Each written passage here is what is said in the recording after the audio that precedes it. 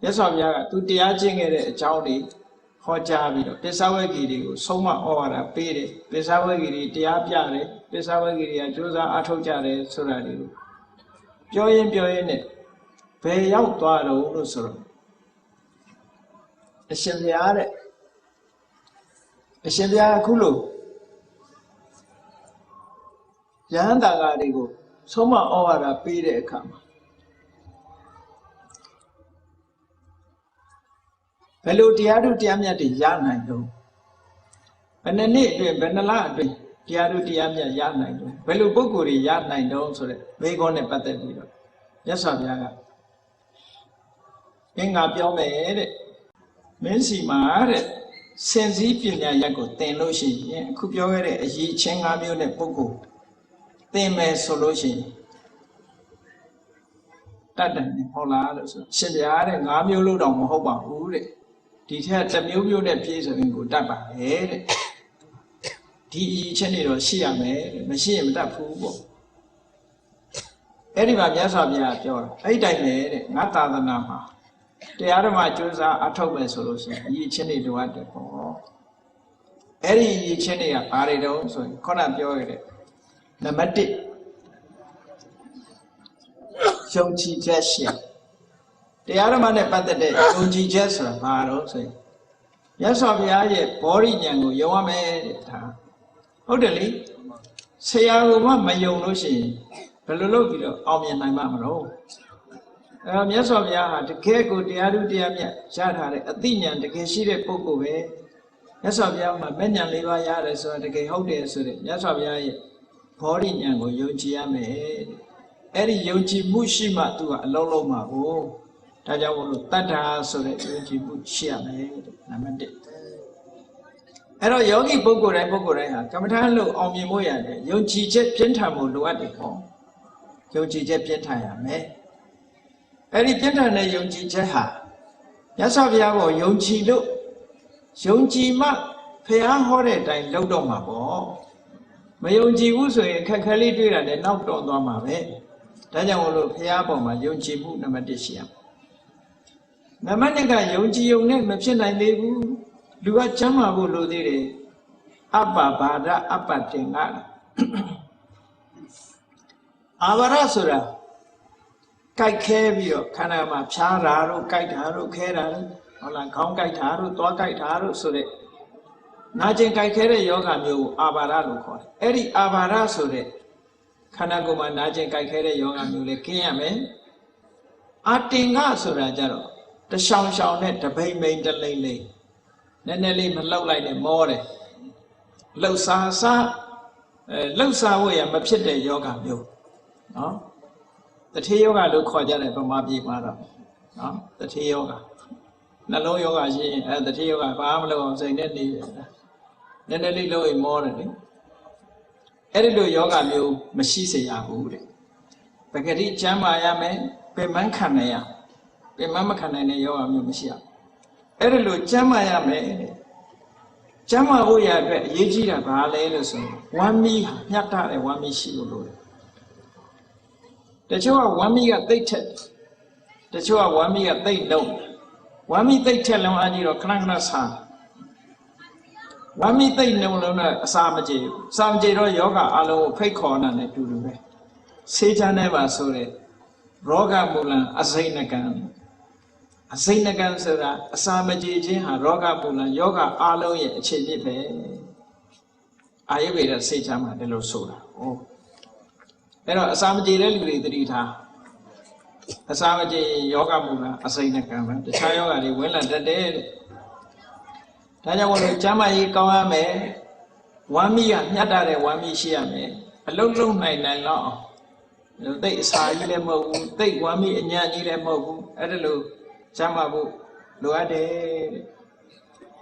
ဒါနံပါတ်1အရေးချင်းတစ်ခုနံပါတ်3အရေးချင်းတစ်ခုကတော့အတထောအမာယာဝီတထဆိုတာကောက်ကျစ်ဆင်းလဲတယ်လို့ဗမာလိုတော့ပြန်ကောက်ကျစ်တယ်ဆိုတာဘာကိုပြောတာလဲဆိုတော့ကို့မှာအရေးချင်းမရှိပဲနဲ့ရှိတယ်လို့ထုတ်ကြွားတာကောက်ကျစ်တယ်လို့ပြောတာနော်ဒီနေရာမှာတထဆိုတာ ကောက်ချစ်တယ်ဆိုတာကိုမရှိတဲ့အရေးချင်းကိုထုတ်ပြောတတ်တဲ့ပုဂ္ဂိုလ်အတ္တန္တခုဏကိုမရှိတဲ့ခုံလေးကိုအရှိလုပ်ပြီးပြောရင်ဒါကောက်ချစ်တယ်ခေါ်တယ်တရားထုတ်တဲ့အခါမှာတချို့သမာဓိမရဘဲနဲ့ရတယ်လို့ပြောတာလေမရဘူးလို့ပြောရင်သူများတွေကရတယ်ပြောတော့သူရှက်တာကိုရှက်တဲ့အခါကျတော့ကမ္မထာဆရာစီ report လုပ်တဲ့အခါကျတော့အပိုတွေအမိုတွေရှောက်ထည့်ပြောတာပေါ့နော်အဲ့ဒါလို့ဆိုလို့ရှိရင်ဒီပုဂ္ဂိုလ်ကတရားလို့တရားမြတ်ရဖို့မလွယ်ဘူးအဲဆိုမှန်မှန်ကန်ကန် report လုပ်တာမှပေါ့တာဟုတ်အဲ့ဒါကောက်ကျစ်တယ်လို့ခေါ်တယ်နောက်အမာယာဝီမာယာဆိုတာဘာပြောတာလဲဆိုမာယာကိုဗမာလူကလှည့်စားတတ်တယ်လို့ပြောလှည့်စားတယ်ဆိုတာဘာလို့ဆိုအပြစ်တစ်ခုကျူးလွန်ပြီးတဲ့အခါမှာအပြစ်မလုံးတဲ့ရောင်ဟန်ဆောင်ပြီးတော့နေတဲ့ပုဂ္ဂိုလ်မာယာဝီလို့ခေါ်တယ်ပြစ်မှုရှိတယ်သို့တော့မရှိတဲ့အောင်ဆောင်အဲ့ဒါမျိုးကိုမာယာဝီလို့ခေါ်တယ်ယောက်ျားတွေကတော့ပြောကြတယ်မိန်းမမာယာတက်ကိုပြယောက်ျားတွေကပိုးများသေးတယ်နော်ရှိတတ်သေးတယ်ဟုတ်ကဲ့မာယာဆိုတာလှီစားတာကိုပြောတာနော်ကိုယ့်ရဲ့အပြစ်ကိုတလွဲထင်သွားအောင်လုပ်တာပုံဝတ္ထုလေးတစ်ခုပြောပြမယ်မာယာရဲ့သဘောလေးတစ်ခုဒါနီတိကျမ်းမှာလာတဲ့ပုံဝတ္ထုလေးတစ်ခုအိန္ဒိယနိုင်ငံမှာရေးတဲ့ပုံဝတ္ထုလေးတစ်ခုအမျိုးသမီးများတင်္ဂနုပ္ပတ္တိညာအမတန်ကောင်းတယ်ဆိုတာနဲ့ပတ်သက်တဲ့နေရာလေးမှာရေးထားတယ်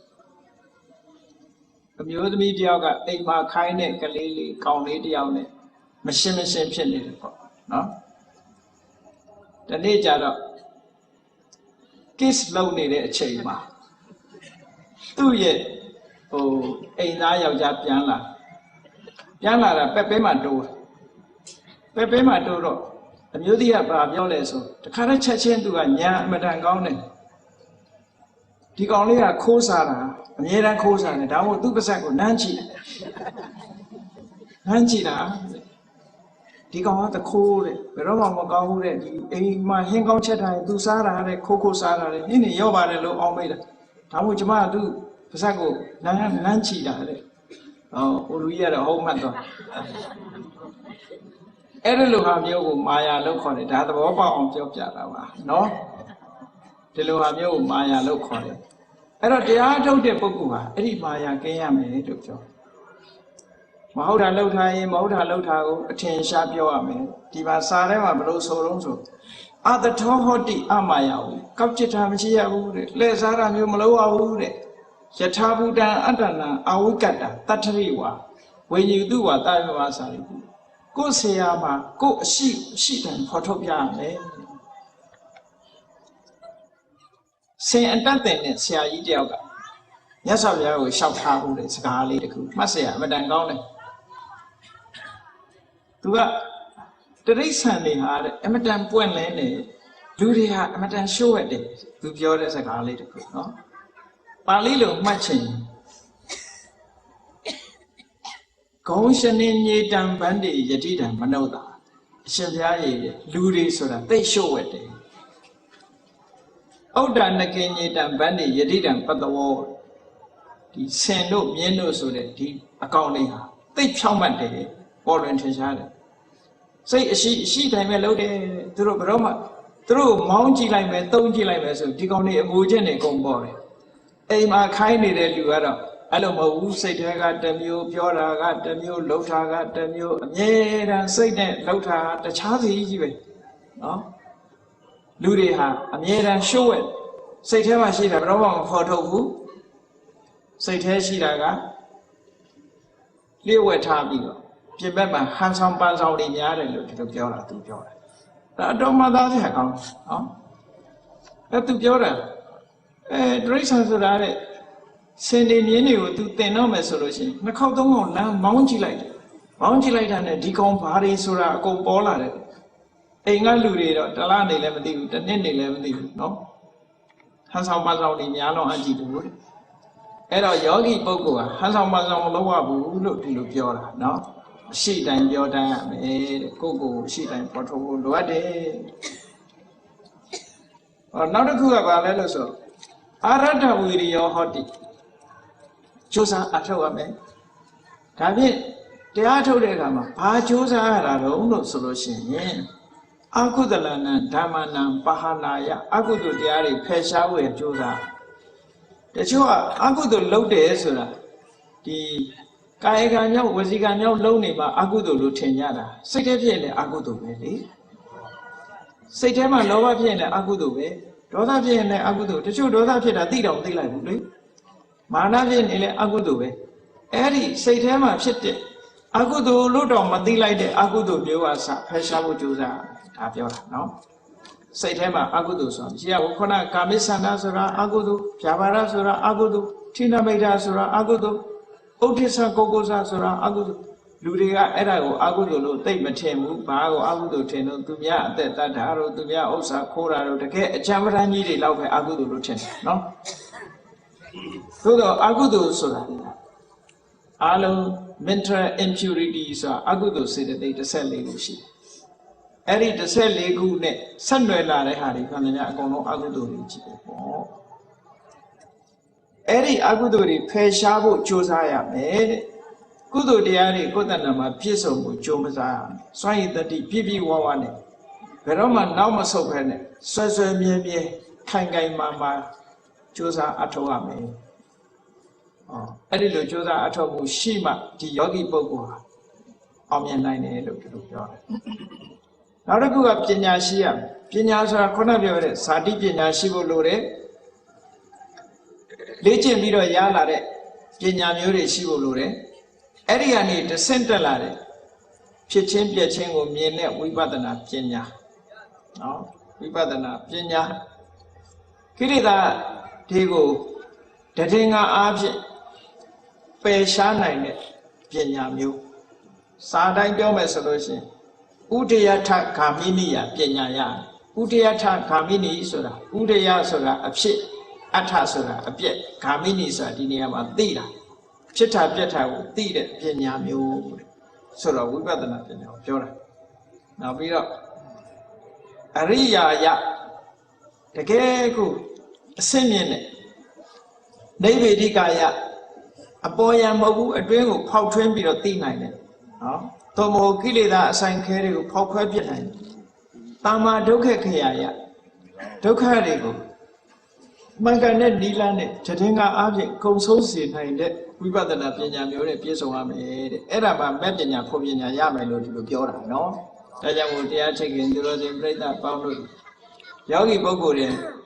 ရှိရမည်အရေးချင်းဆိုဒီမှာဟောနံပါတ်1မြတ်စွာဘုရားရဲ့အသိဉာဏ်ကိုယုံကြည်ခြင်းနံပါတ်2ကျမ်းမာရေးကောင်းခြင်းဝါမီမြတ်တာခြင်း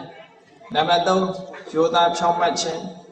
ဆရာသမားအပေါ်မှာမှန်မှန်ကန်ကန်မိမိအရှိတိုင်းတင်ပြခြင်းနံပါတ်4ကြိုးစားအထောက်မှုရှိခြင်းနံပါတ်5အသိပညာထက်မြက်ခြင်းဆိုတဲ့အဲ့ဒီအရေးချင်း5မျိုးရှိတဲ့ပုဂ္ဂိုလ်ဟာအောင်မြင်ပေါရောက်နိုင်ပါတယ်တဲ့ဒါယောဂီပုဂ္ဂိုလ်တွေရှိရမယ့်အရေးချင်းဖြစ်ပါတယ်